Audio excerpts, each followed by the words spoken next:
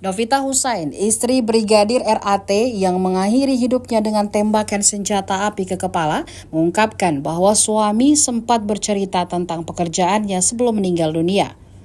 Novita mengungkapkan bahwa suaminya sempat merasa tidak nyaman dengan pekerjaannya. Novita menjelaskan bahwa sepengetahuannya Brigadir RAT bekerja sebagai ajudan seorang polwan. Ia juga menambahkan bahwa polwan tersebutlah yang membawa Brigadir RAT untuk bekerja di Jakarta. Padahal diketahui Brigadir RAT bertugas di Polrestabes Manado.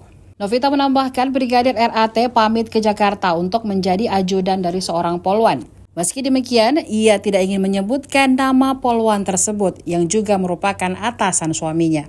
Rodrigo Elias, kriminolog di Sulawesi Utara, memberikan komentarnya tentang kasus bunuh diri Brigadir RAT.